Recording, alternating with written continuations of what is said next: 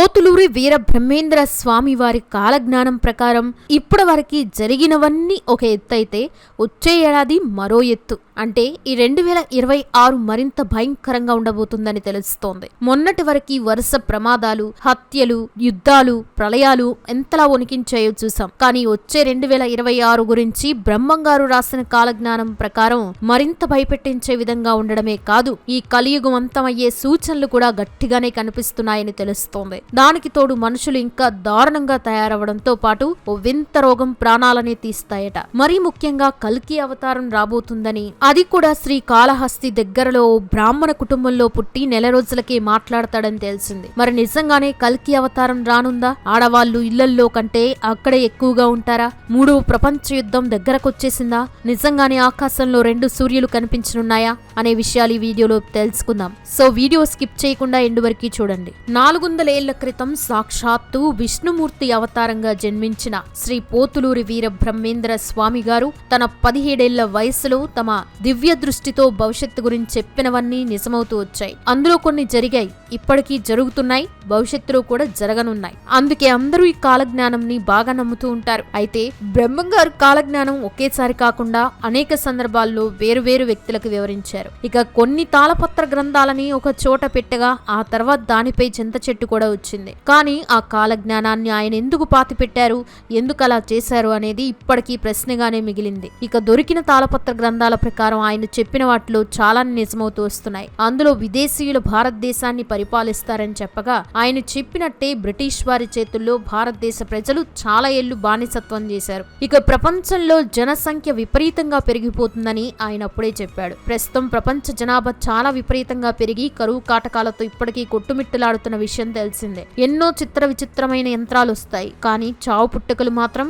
కనుగొనలేకపోతారని చెప్పారు. అంటే ఈ సృష్టిని మార్చడానికి ఎన్నో ప్రయత్నాలు చేస్తారని చెప్పగా అలా మన ముందుకు ఎన్నో వాహనాలు, ఎంతో టెక్నాలజీ వచ్చింది, కానీ చావు పుట్టుకల యంత్రాన్ని మాత్రం ఎప్పటికీ కనుగొనలేరని తెలిపారు. బహుశా ఆయన చెప్పింది ప్రస్తుతానికి నిజమే. అయితే ఫ్యూచర్ లో చావును ఆపలేకపోవచ్చు, కానీ యంత్రాలతో మనిషిని పుట్టిస్తారని అనిపిస్తోంది. ఇక ఈ ఏడాది గురించి కూడా చెప్పగా అందులో ముఖ్యంగా ప్రపంచం గందరగోళానికి వెళ్ళిపోతుందని, ఒకవైపు యుద్ధాలు, ఇంకోవైపు వర్గ విద్వేషాలతో దేశాలు ముక్కలైపోతాయని చెప్పగా కొంతవరకు ఇవి జరుగుతూ వచ్చాయి. ఇక చిన్నగా మొదలైన ఆకలి, బూడిద యుద్ధం పెద్ద దేశాలని భస్మం చేస్తుందని ఆయన కాలజ్ఞానంలో ఉంది. అలాగే యుద్ధాల వల్ల ముడి చమురు ధరలు అమాంతం పెరిగిపోతాయని, దీంతో రోజువారీ జీవితం పూర్తిగా అస్తవ్యస్తం అవుతుందని చెప్పారు. ఇవి ఇప్పుడు నేరుగా చూస్తున్నాం. సముద్రాల నుండి తుఫాన్లు వస్తున్నాయని, అవి వచ్చే ముందు సముద్రం నుండి వింత జీవులు బయటకొస్తాయని చెప్పగా ఈ 2025 మధ్య కాలంలో డూమ్స్ డే అనే ఫిష్ బయటకు వచ్చిన అందరికీ ఎంతలా భయపెట్టించిందో చూసాం. అలాగే ఈ ఏడాదిలో ప్రాణ నష్టం ఎక్కువగా ఉంటుందని చెప్పగా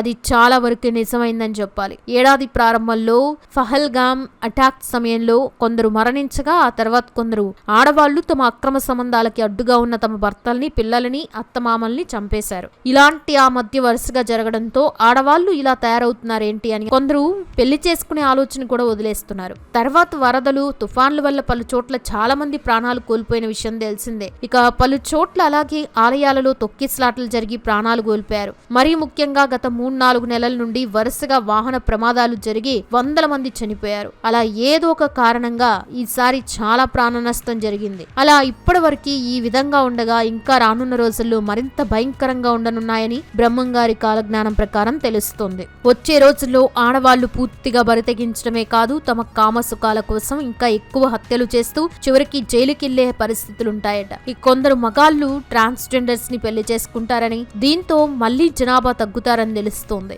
ఈసారి కోవిడ్ కంటే భయంకరమైన వ్యాధి వస్తుందట. ఈ వ్యాధి ఎలా నయం చేయాలో డాక్టర్స్ కి కూడా అర్థం కాక మళ్లీ ప్రాణ నష్టం జరుగుతుందట. ఇప్పుడున్న షుగర్, హార్ట్ అటాక్ వంటివి ముందు ముందు చిన్న వయసులో ఉన్న పిల్లలకి వస్తాయి. అయితే ఒక చిన్న పురుగు కుట్టడం వల్ల అది ప్రజలకి విషంగా మారి ప్రాణాల మీదకు వస్తుందని కాలజ్ఞానంలో ఉండగా ఇప్పుడు ఆంధ్రప్రదేశ్ లో స్క్రబ్ టైఫన్ అనే పురుగు కాటు ద్వారా వచ్చే వ్యాధి కేసులు పెరుగుతున్న విషయం తెలిసిందే. ఇది ఓరియంటియా సట్సుగముషి అనే బ్యాక్టీరియా వల్ల వస్తుంది. మరియు దీనిని చిగ్గరమైడ్స్ అనే చిన్న పురుగు కుట్టడం ద్వారా వ్యాపిస్తుంది. బహుశా కాలజ్ఞానంలో చెప్పిన ఆ కీటకం ఇదేనేమో అని జనాలు భయపడుతున్నారు. అడవిలో ఉండే క్రూర జంతువులు జనాలు ఉండే చోటుకి వచ్చి మనుషుల ప్రాణాలు తీస్తాయని కాలజ్ఞానంలో ఉండగా ఇప్పటికే ఎన్నో సింహాలు, పులులు మనుషులు ఉండే చోట తిరుగుతూ మనుషులని, జంతువులని చంపేసి తమ ఆకలిని తీర్చుకుంటున్నాయి. అయితే అడవులని నరకడం వల్ల క్రూర మృగాలు రానున్న రోజుల్లో జనాల్లోని తిరుగుతూ ఉంటాయట. కొన్ని ప్రాంతాల్లో కొన్ని కొత్త రకాల పక్షులు వచ్చి ఆకాశంలో భయంకర శబ్దాలు చేస్తూ ఎగురుతూ ఉంటాయని,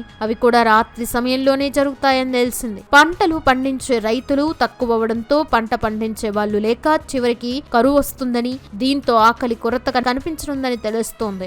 జనాలంతా ఇళ్లల్లో కాకుండా బయట ఎక్కువగా తిరగడం వల్ల రోడ్డు ప్రమాదాలు బాగా జరుగుతాయని తెలుస్తోంది. ఇక మగాళ్లతో సమానంగా కాలేజీకి వెళ్లే అమ్మాయిలు కూడా ఆల్కహాల్ తీసుకుని పబ్లిక్ లోనే మరింత తెగిస్తారట. ఇప్పటికీ పలు చోట్ల ఇలాంటివి జరుగుతూనే ఉన్నాయని చెప్పాలి. అలాగే మత మార్పిడి జరిగే కార్యక్రమాలు ఎక్కువయ్యి గ్రామాల్లో ఉండే ప్రజలు మతం పేరుతో వారిని మోసం చేస్తారట. ఇందుకు ఫర్ ఎగ్జాంపుల్ క్రిస్టియన్ మతం అని చెప్పాలి. ఇక ముఖ్యంగా కాశీలో గంగ కనిపించకుండా పోతుందట. దేవాలయాల్లో విగ్రహాలు చెమట పడతాయని, పలు విగ్రహాలు చూస్తాయని చెప్పగా అవి నిజమవుతూ వచ్చాయి. అయితే ఈ 2026లో ఇంకా కొన్ని భయంకర పుట్టించే సంఘటనలు జరుగుతాయట. అవి ఏ విధంగా ఉంటాయనేది తెలియకపోగా ఒకవేళ అందరూ ప్రతి విషయంలో జాగ్రత్తగా ఉండకపోతే ఇక అంతే సంగతి తెలుస్తుంది. ఇక solar flare, internet black out అవుతాయట. మెయిన్ గా 3వ ప్రపంచ యుద్ధం అఫీషియల్ గా స్టార్ట్ అవుతుందని తెలుస్తోంది. జపాన్ లో 9.5 రిక్టర్ స్కేల్ పై భూకంపం, ఆంధ్ర తీరంలో సునామీ, ఏడాది మధ్యలో ఎయిర్ బోన్స్ వైరస్ అనే కొత్త మహమ్మారి రానున్నాయని తెలుస్తోంది. ఆకాశంలో కొన్ని వింతలు జరగడంతో పాటు 2 సూర్యులు వచ్చి మరింత ఆశ్చర్యపరుస్తాయట. అయితే 2 సూర్యులు కనిపించిన కొన్ని రోజులకే ఊహించని సంఘటన చోటు చేసుకోవడంతో జనాలు మరింత భయపడిపోతారట. 2026లోనే న్యూక్లియర్ బాంబ్ పేల్చే ఛాన్స్ ఉందని, అదే సమయంలో మత ఘర్షణలు కూడా మరింత దారుణంగా ఉండనున్నాయట. ఏడాది ఆఖరిలో అగ్నిపర్వతాలు పేలి ఆకాశం చీకటిగా మారుతుందట.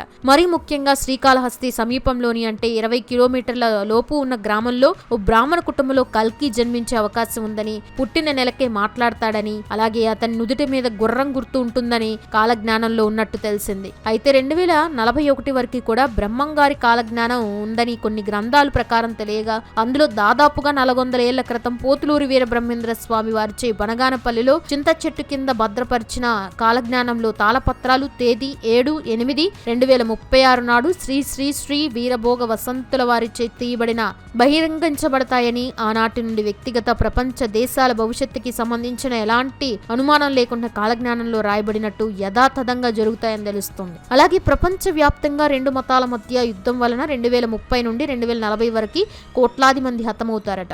ఇంకా 2/6/2040లో 40 రోజుల పాటు కాశీ గంగా నదిలో నీరు ఉండదట. ఇందాక మనం చెప్పుకున్నాం కదా, కలుషితం వల్ల నీరు తగ్గుతుందని. 2040 వరకు అందులో చుక్క నీరు కూడా ఉండదని అర్థమవుతుంది. తేదీ 15-16 ఫిబ్రవరి 2041లో ఒక్కసారిగా 7 కోట్ల మంది దుర్మరణం పాలవుతారట. తేదీ 26 మరియు 27 నవంబర్ 2044లో చెన్నాపట్నంలో 7 ఏళ్ల బ్రాహ్మణ బాలికలకు 4 చేతులు 3 కాళ్ళు నెత్తిన కొమ్ము గల ఒక మగ శిశువు జన్మిస్తాడు. ఆ శిశువు 22 రోజులు జీవించి 23వ రోజు మరణించబోయే ముందు శ్రీ శ్రీ శ్రీ శ్రీ వీరభోగ వసంతరాయలు వారికి కలిపురుషుడికి మధ్య జరగబోయే మహాయుద్ధం గురించి ప్రకటించి మరణిస్తాడట.